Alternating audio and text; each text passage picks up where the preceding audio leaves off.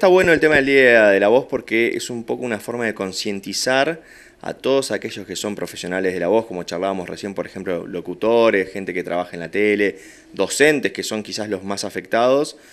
Es concientizar para detectar tempranamente este tipo de enfermedades y poder hacer prevención, tratamiento y un seguimiento cuando hace falta. Los problemas más recurrentes es la disfonía. Lo que pasa es que la disfonía es como decir tengo fiebre.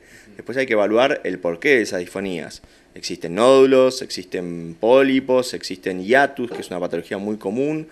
Y después existen problemas que son pura y exclusivamente funcionales. Significa que no hay una lesión en particular, sino que lo que hay es como una fatiga, porque las cuerdas vocales son un músculo.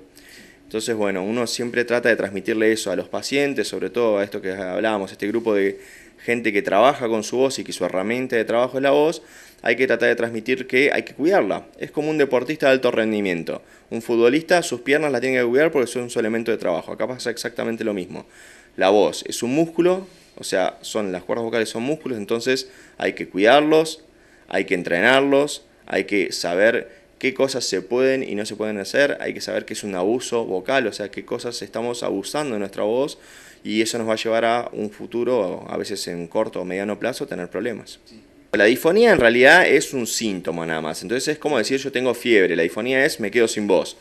Después lo que uno tiene que empezar a evaluar es el motivo de esa disfonía, y ahí entra una gran diferencia que uno tiene que hacer es si es un trabajador de la voz o si no, porque bueno, en un trabajador de la voz uno lo primero que tiene que sospechar es justamente que haya una patología de la voz en sí. Si no, después a veces todos nos podemos quedar difónicos por una resfrío, una laringitis aguda u otras cosas. Pero en trabajadores de la voz uno tiene que ahondar un poquito más, tiene que hacer lo que es una rinofibrolaringoscopía, que es un estudio con una cámara donde uno mira las cuerdas vocales en funcionamiento, o sea, en trabajo, y ahí evalúa no solo cómo cierran las cuerdas vocales, que es muy importante. Nosotros las cuerdas vocales son un músculo que tiene tres funciones principales. Una es la voz, otro es la respiración, o sea que se abren para permitir el pasaje de aire para respirar, y el otro es en la deglución, o sea, intentan evitar que nosotros nos aspiremos con la comida o los líquidos que ingerimos. Entonces uno tiene que evaluar esas tres funciones y además tiene que evaluar la voz.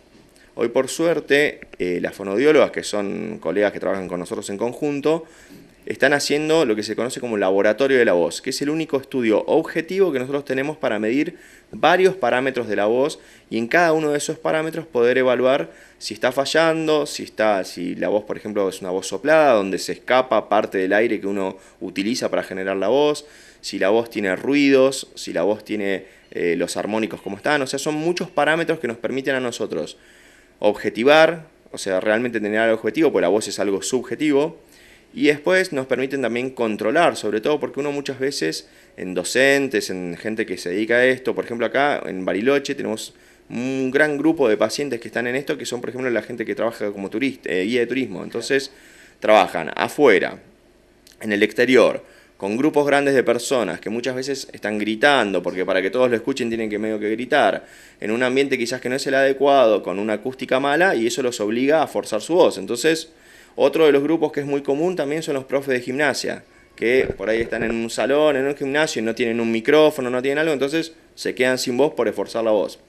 Bueno, toda esa gente hay que ir evaluándola, hay que evaluar, como te decía, este laboratorio de la voz es muy útil para, sobre todo, ver en un inicio cómo está la voz, hacemos la filoscopía para poder ver las cuerdas vocales trabajando, y después de eso, el paso siguiente es hacer un tratamiento, generalmente es un tratamiento foniátrico apoyado con otras cosas, para poder controlar y volver a repetir esos estudios y ver que haya una mejoría.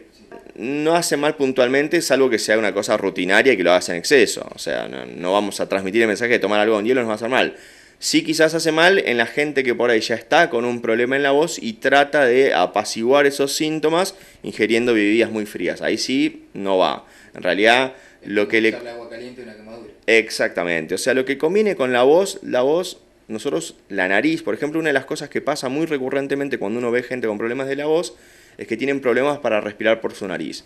Entonces, la nariz cumple tres funciones fundamentales, que filtra, calienta y humidifica el aire que respiramos. Entonces, por ejemplo, esto que hablábamos, la gente que es guía de turismo, está en un ambiente, acá el aire es seco, es frío en el invierno, entonces, si no respiran bien por su nariz, todo ese aire frío y seco que entra por su boca les genera irritación, inflamación y se queda en las cuerdas vocales, que a la larga les va a traer problemas.